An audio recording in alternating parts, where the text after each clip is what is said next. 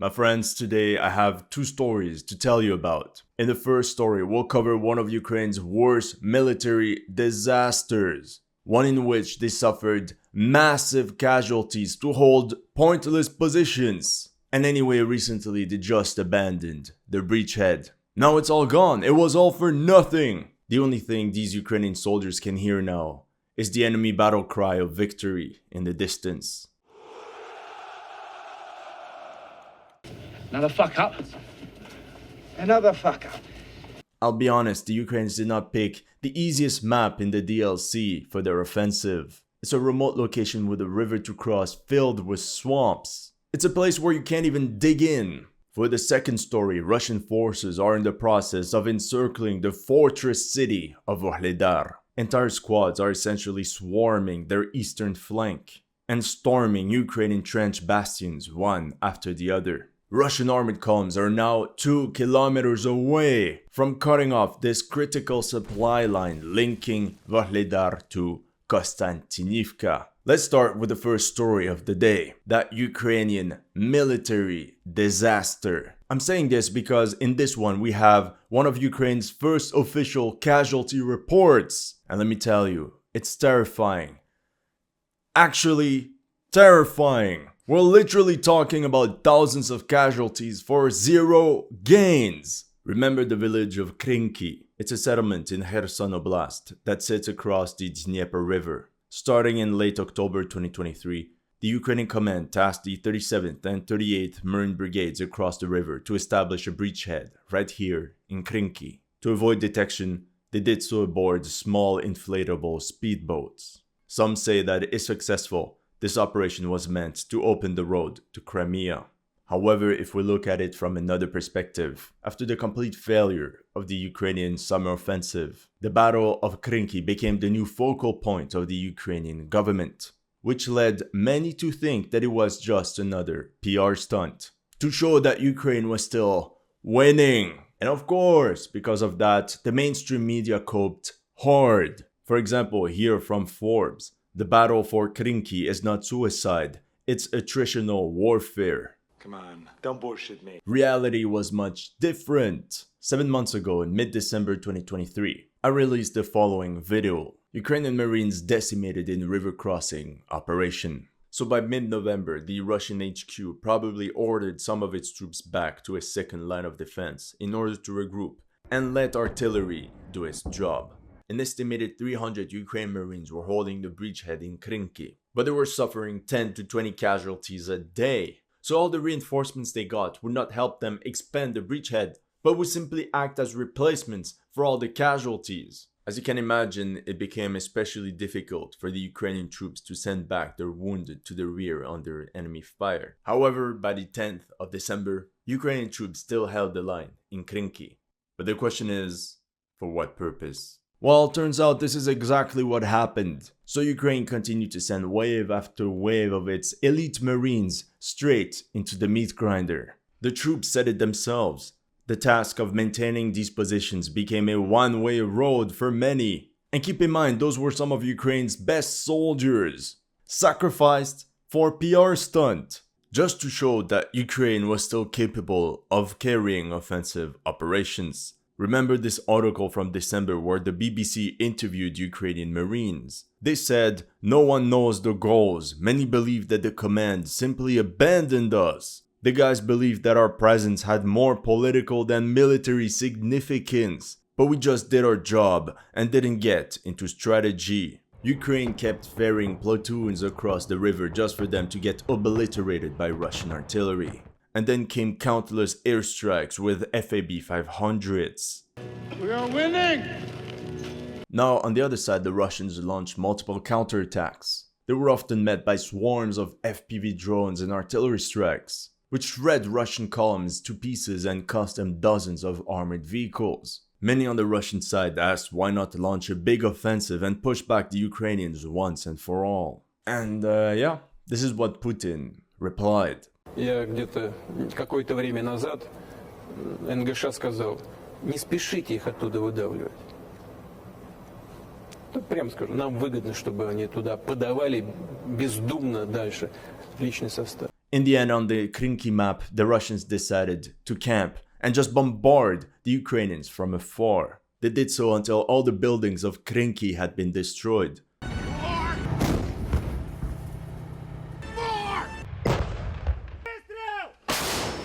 Eventually, the Ukrainian Marines had nowhere to hide since everything around them was ruins. They could only regroup in some basements. In early January, German news agency Welt questioned the entire purpose of the operation in Krynky.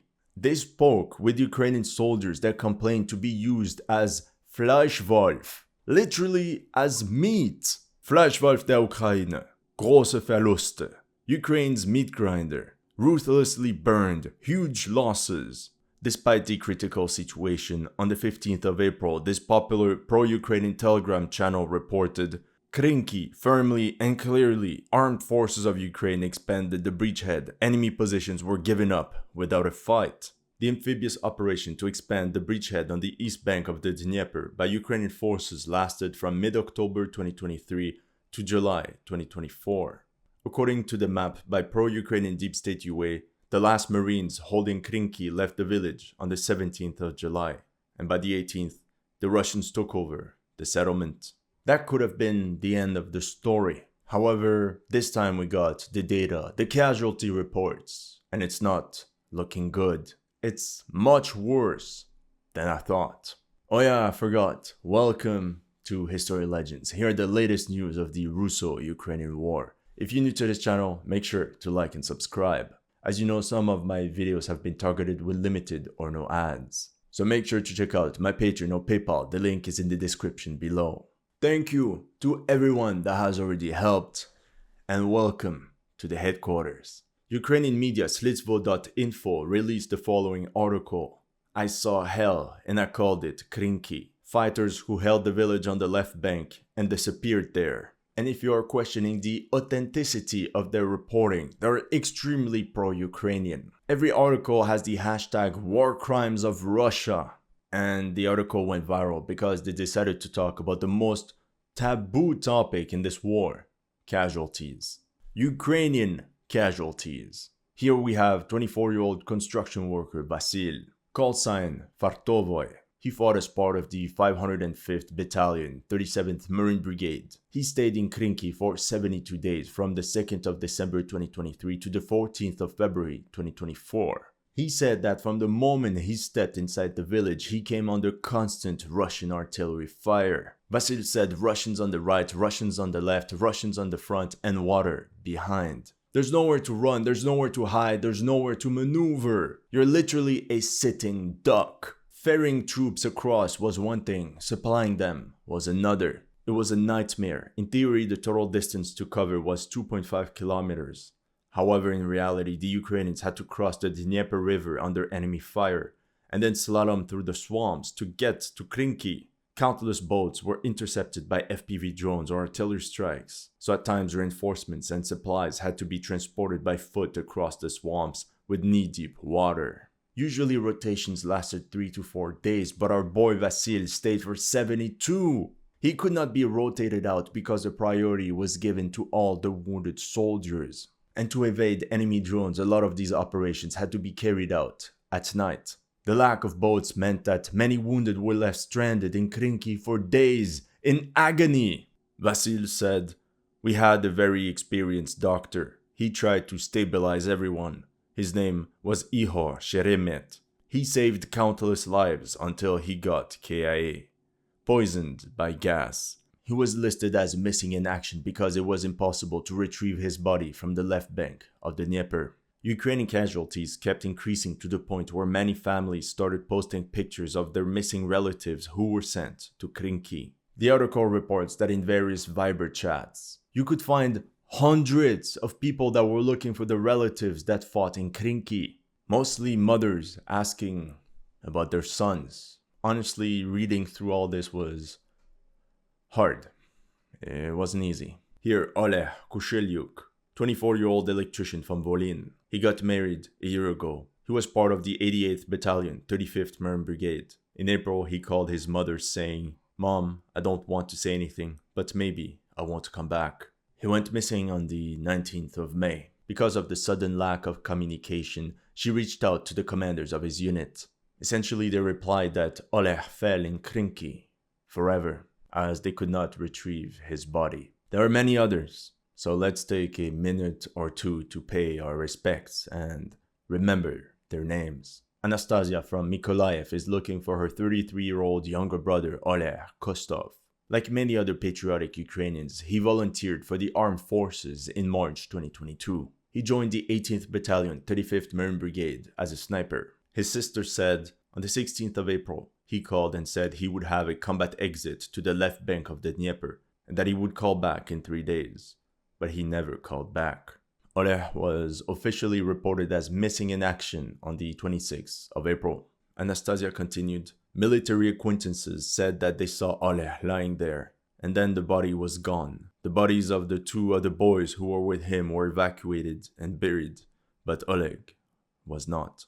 Evgeny Smolsky, call sign Smurf. He was 23 years old working in Poland, but because of the Russian invasion, he returned to Ukraine and enlisted on the 28th of February 2022. Since he was working in an ambulance in Poland, he became a combat medic. He got wounded in Marinka, a concussion, but eventually returned to the front. The last time Evgeny called his mom was on the 9th of April. Although his phone was off, throughout the weeks, she constantly got news of her son through his commanders or his comrades. Until the 17th of June, when an official letter arrived stating he was missing in action. Thing is, Ukraine doesn't have any of these early day volunteers anymore ready to go into suicide missions. Imagine what it's going to be like with conscripts forcefully pulled into vans right into the trenches. I mean, we can read what these mothers and wives wrote about their missing relatives. Here, 20-year-old Dmytro Mykolai. On the 20th of June, he was sent on a mission in the direction of Krynky. On the 21st, along with his group, he stopped communicating. Maybe someone has seen him or has any information. Please let me know. Maxim, call sign Hamster, went missing in December 2023 as part of the 126th Territorial Defense Brigade. Vuhledar, 18th Battalion, 35th Marine Brigade, went missing on the 21st of April in Krynky. This woman asked for her husband, Billy Victor, who went missing in June. She wrote, maybe someone was with him and someone knows something. Please let me know. Pavaliev Ivan, born in 1983, went missing on the 31st of May 2024. This person is looking for his 49-year-old brother, Alexander. The text says went missing on the 11th of June 2024, Kherson Oblast. Maybe someone saw him. Here, Evgeny. Both his mother and wife are looking for him. The text says grenade launcher in the 1st Battalion, 38th Marine Brigade. Bogdan Kazak disappeared in the area of Krynky. Maxim went missing on the 5th of June 2024. And the list goes on and on. Let's stop here, okay? I want you to understand that this is just a tiny fraction of all the ones that are listed as missing. In the end, Ukrainian journalists got access to casualty reports. The bodies of 262 Ukrainian soldiers could be retrieved and buried. Meanwhile, another 788 men are listed as missing in action between October 2023 and the end of June 2024. 262 KA plus 788 missing. That's about 1,050 fatalities to hold a meaningless village in ruins on the banks of the Dnieper. It was a real meat grinder, and nothing strategic came out of it. Since day one, they knew they did not have enough forces to create a sustainable bridgehead to push towards Crimea. They knew this. Several brigades were supposed to be posted here, not individual companies. We just didn't have enough men. Madness and stupidity. There's no way this small task force could accomplish this massive mission the media talked about. These guys were literally sacrificed. On top of that, with a rate of 2 severely wounded for every KIA, we can add at least 2,100 soldiers that will not be able to return to the fight. So we can safely talk about 3,000 casualties KIA or wounded in action. 3,000 irrecoverable losses. That's equivalent to an entire Marine Brigade gone. No more. All of this for another freaking PR stunt. What a tragedy. Then I also wanted to tell you about the situation in Vuhledar, this fortress city located on the southern Donetsk front, between the Zaporozhye front and Krasnohorivka.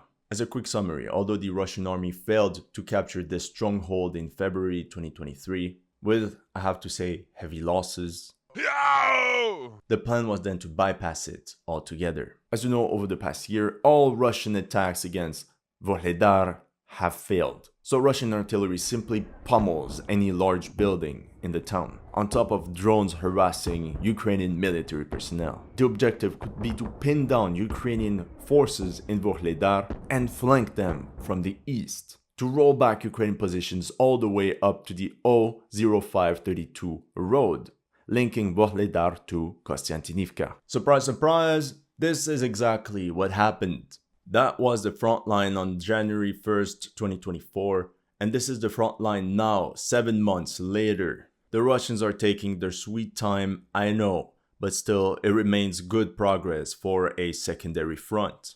As a reminder, the Russian army secured Novomikhailivka on the 28th of April, the farm settlement of Pobieda on the 4th of June, and we know they also captured most of the village of Paraskovivka on the same day. Fun fact, we know this because a Russian troop transport nosedived while crossing the stream on the western end of the village on the 4th of June. In terms of landscape, the front line in this sector is extremely flat. It's basically just fields and tree lines. There is barely any cover, so it's very hard for the Russian army to gather an armored attack force without them being spotted kilometers ahead. For example, this column of 4 armored vehicles equipped with cages and camouflage nets had no other choice but to advance in open field. But now take a look at the number of shell craters around them. In the end, the attack failed as 2 of the BMPs were struck with direct hits from Ukrainian artillery. With that being said, these armored vehicles are mandatory to make these huge leaps forward, multiple kilometers at a time. It's also important to remember that if these vehicles do get targeted, most of the times the infantrymen inside are able to exit the vehicle from the rear. Same thing for the crew. Once they're retrieved and sent back to the rear, they can jump right into a new BMP and go back to the front. Now, if the attack is successful, the soldiers disembark from their BMPs right next to the tree lines, where they then proceed to clear out Ukrainian points of resistance one by one.